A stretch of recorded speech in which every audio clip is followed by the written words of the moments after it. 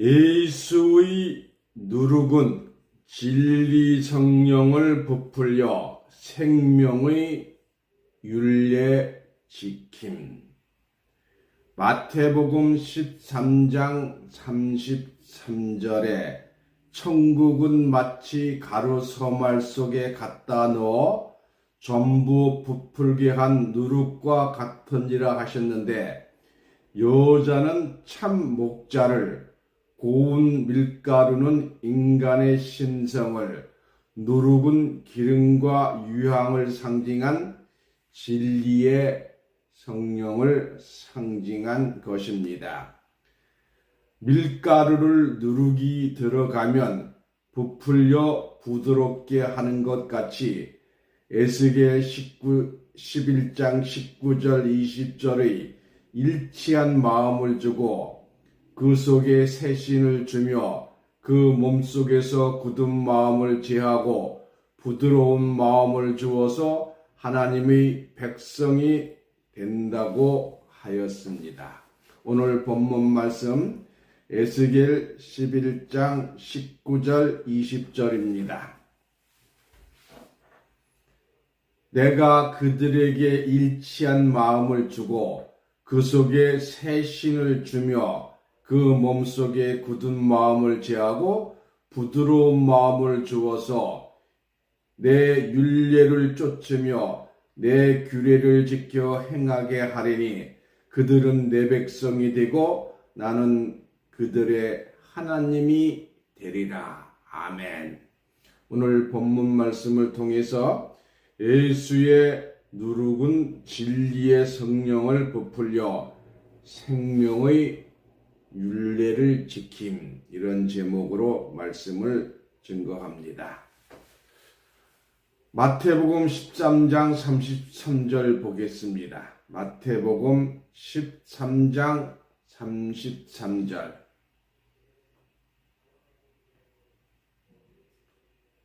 또 비유로 말씀하시되 천국은 마치 여자가 가루 서말 속에 갖다 넣어 전부 부풀게 한 누룩과 같으니라. 이 참 이해할 수 없는 말이죠. 뭐 세상적인 말이잖아요. 근데 성경은 전혀 다른 말씀을 하고 계신 거예요.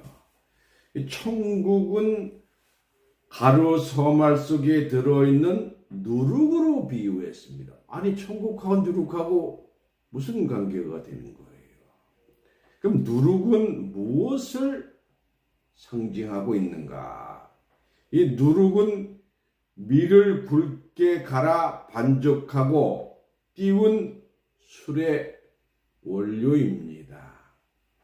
누룩 속에 들어있는 곰팡이의 번식으로 누룩이 가루 속에 들어가면 가루가 순식간에 부풀게 됩니다. 누룩이 들어가지 아니한 빵은 딱딱하지만 누룩이 들어있는 빵은 부드럽고 먹기도 좋습니다. 누룩은 성경에서 거짓 복음의 교훈을 상징하고 있습니다. 고린도전서 5장 6절에서 8절을 보겠습니다. 고린도전서 5장 6절에서 8절. 고린도전서 5장 6절에서 8절.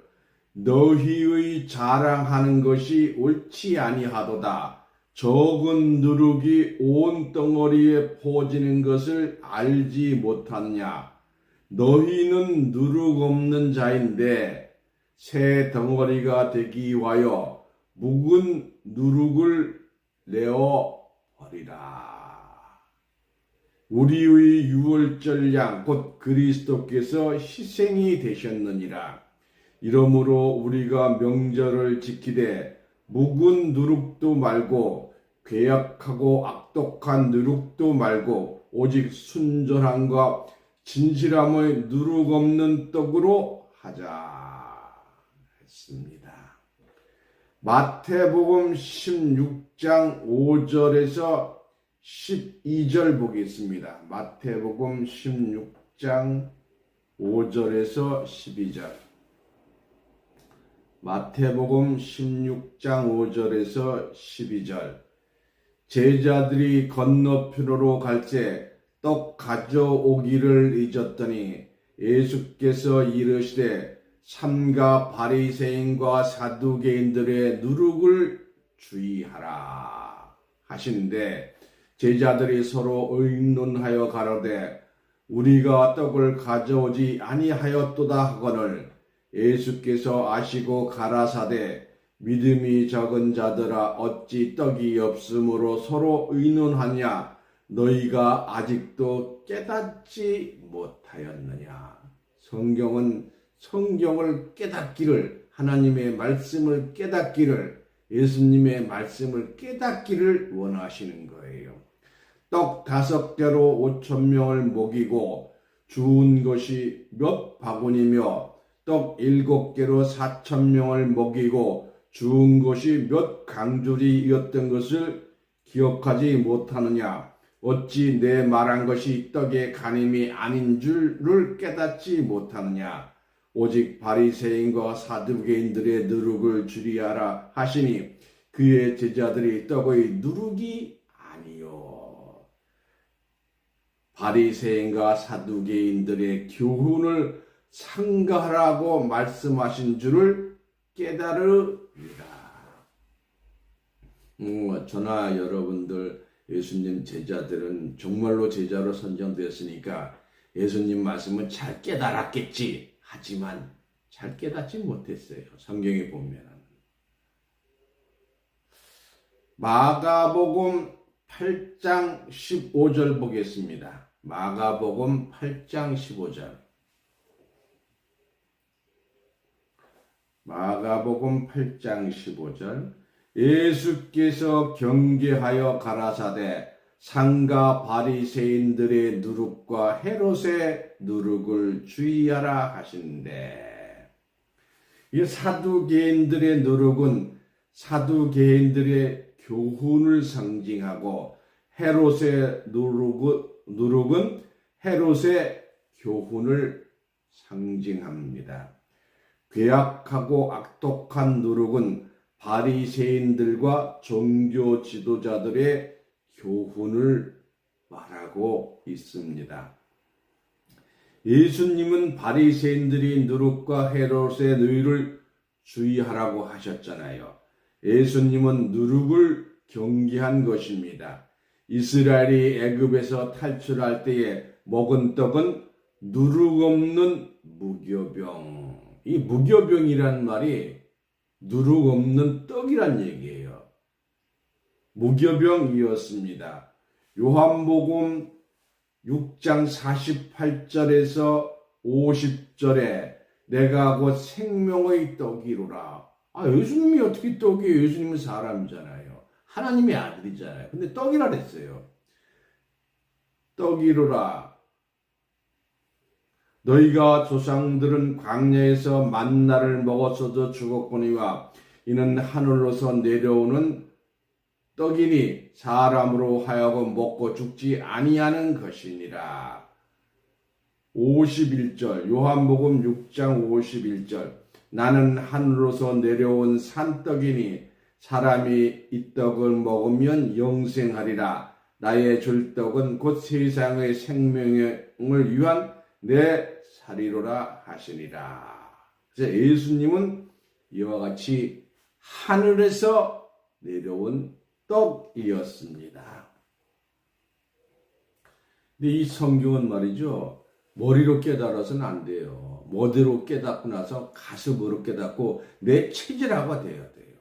그래서 반복적으로 들을 수밖에 없습니다. 예수님의 말씀은 누룩 곧 거짓 복음이 혼합되지 한 순수한 생명의 복음이었습니다. 그러나 누룩이 섞인 유교병의 떡은 부드럽고 맛이 없으며 소화도 잘 되지만 누룩이 없는 떡은 맛이 없고 딱딱하며 소화가 잘 되지 아니합니다. 그러므로 누룩 없는 무교병의 떡은 먹기가 힘든 것입니다. 저는 어렸을 때 개떡을 먹고 자랐어요. 근데 그때 당시는 그 이스트라는 누룩이 별로 없었어요. 그래서 그 맨떡으로 해서 먹으면 정말 딱딱하고 맛도 없어요. 개떡 먹어봤어요? 안 먹어보실게요. 두 분 다, 여러분들은 부잣집 다녀드리기 때문에 그런 거 안 먹어보셨을 거예요. 아무리 딱딱한 밀가루 반죽이라도 누룩이 들어가면 순식간에 밀가루는 부드럽게 되고 부드러워집니다. 누룩은 비진리를 말하였으며 예수님은 당시의 누룩은 바리새인들의 누룩, 즉 교훈의 가르침과 헤롯의 누룩을 혹독하고 계획한 누룩이 예수님의 말씀을 어지럽게 하였는데 예수님은 왜 천국을 여자가 가루 소말 속에 갖다 넣어 전부 부풀게 하는 누룩으로 비유하였는가? 여자는 무엇을 상징했으며 가루 소말을 무엇을 비유하였으며 천국을 비유한 누룩은 무엇인가? 야고보서 1장 18절 야고보서 1장 18절입니다. 그가 조물주 중에 우리로 첫 열매가 되게 하시려고 자기의 뜻을 쫓아 진리의 말씀으로 우리를 낳으셨느니라. 저와 여러분은 진리의 말씀으로 낳은 자들입니다. 고린도전서 15장 20절 고린도전서 15장 20절 그러나 이제 그리스도께서 죽은 자 가운데서 다시 살아 잠자는 자들의 첫 열매가 되었도다. 예수님은 첫 열매가 되셨어요. 조물주 중에 첫 열매가 되신 분은 예수님이시며 주님께서 자기의 뜻을 좇아 진리의 말씀으로 우리를 낳으셨다고 하였습니다. 육신적으로 보면 예수님은 남자이지만 영적으로 보면 진리로 우리를 낳은 여자의 입장에 있는 것입니다. 갈라디아서 4장 19절 보겠습니다. 갈라디아서 4장 19절 갈라디아서 4장 19절 나의 자녀들아 너희 속에 그리스도의 형상이 이르기까지 다시 너희를 위하여 해산하는 수고를 하노니. 사도 바울은 육신적으로 보면 남자이지만 영적으로는 갈라디아 교인들을 낳은 여자요 어머니였습니다. 진리를 받은 갈라디아 교인들이 범죄였으므로 다시 해산하는 수고를 한다고 하였습니다. 베드로전서 1장 13절에서 15절 보겠습니다. 베드로전서 1장 13절에서 15절 그러므로 너희 마음의 허리를 동기고 근신하여 예수 그리스도의 나타나실 때에 너희에게 가져올 은혜를 온전히 바랄지어다. 너희가 순종하는 자식처럼 이전 알지 못한 때에 쫓던 너희 사역을 본받지 말고 오직 너희를 부르신 거룩한 자처럼 너희도 모든 행실에 거룩한 자가 되리라. 저와 여러분들은 요한복음 17장 17절처럼 예수님의 말씀으로 거룩한 자가 되어야 합니다. 지금 명령하셨잖아요.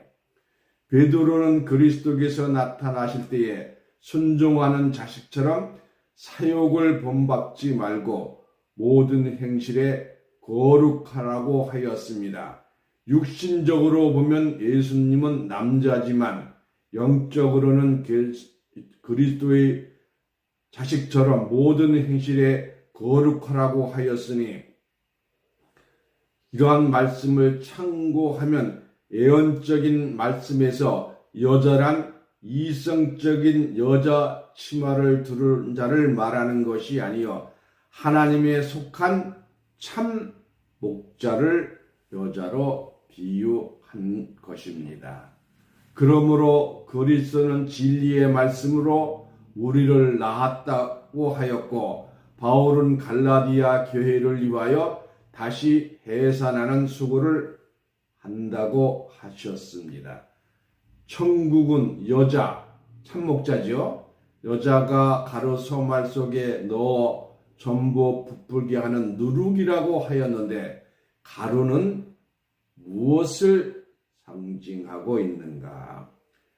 제사장은 그 고운 가루 한 줌과 그 모든 레위기 2장 1절에서 2절 보겠습니다. 레위기 2장 1절에서 2절입니다. 레위기 2장 1절에서 2절 누구든지 소재의 예물을 여호와께 드리려거든 고운 가루로 예물을 삼아 그 위에 기름을 붓고 그 위에 유향을 놓아 아론의 자손 제사장들에게로 가져올 것이요 제사장은 그 고운 기름가루 한 줌과 그 모든 유향을 취하여 기념물로 단 위에 불사를 지니 이는 화제라 여호와의 향기로운 냄새니라 했습니다. 출애굽기 24장 31절 봅니다. 출애굽기 29장 41절 소재는 성결한 생애를 하나님께 약속하는 표시로 제사를 드릴 때 가장 부드러운 밀가루와 기름과 유황을 불태우고 떡을 구워 드리는 제사입니다.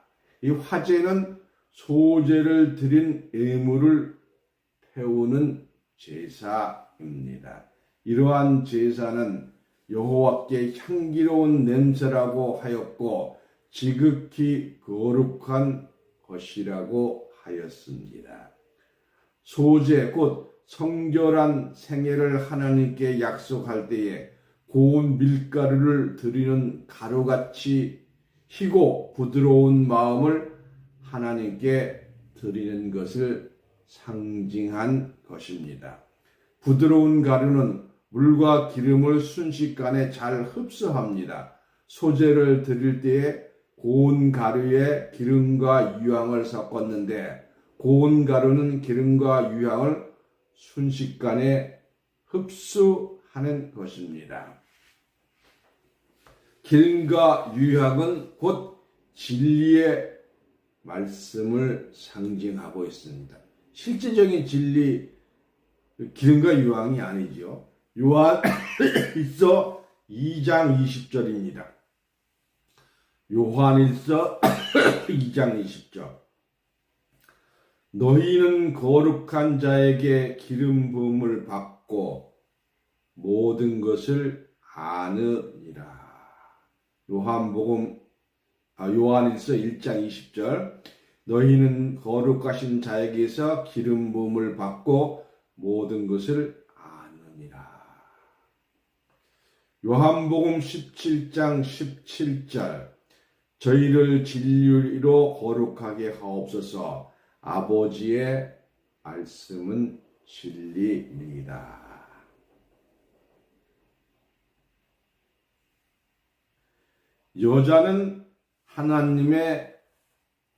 여자는 참 목자를 상징한 것이며 고운 밀가루는 가루같이 시고 부드러운 인간의 심성을 상징한 것이요 누룩은 기름과 유향을 상징한 진리의 성령을 상징한 것입니다. 밀가루 반죽에 누룩이 들어가면 순식간에 밀가루를 부풀게 하며 부드럽게 하여 맛이 좋은 떡을 만드는 것과 같이 하나님께서 지극히 제사를 드릴 때 고운 밀가루에 기름과 유황이 들어가게 간 것과 같이 참 목자는 하늘에서 내려온 산떡이신 예수님의 말씀으로 고운 밀가루같이 희고 깨끗한 심령을 만들고 기름 성령의 누룩으로 순식간에 심령을 부드럽게 함으로써 하나님 새 신, 살아있는 새 신이죠. 새 명을 받음으로 굳은 마음을 재고 부드러운 마음을 받아서 하나님의 윤례와 규례를 행하게 하여 구원받는 천국 백성이 되는 것입니다. 오늘 본문 말씀 에스겔 11장 19절 20절입니다. 에스겔 11장 19절 20절 내가 그들에게 일치한 마음을 주고 그 속에 새 신을 주며 그 몸에서 굳은 마음을 제하고 부드러운 마음을 주어서 내 율례를 쫓으며 규례를 지켜 행하게 되리니 그들은 내 백성이 되고 나는 그들의 하나님이 되리라. 이 비진리의 누룩은 순식간에 괴악하고 악독한 마음을 불어넣어주며 인간의 심성을 상하게 하고 굳은 마음을 가지게 하지만 여자 참 목자의 모성적인 사랑의 누룩 기름 성령은 순식간에 굳은 마음을 제하고 부드러운 마음을 주어서 하나님의 윤례와 규례를 지키게 함으로써 천국의 백성으로 인쳐 주시는 것입니다.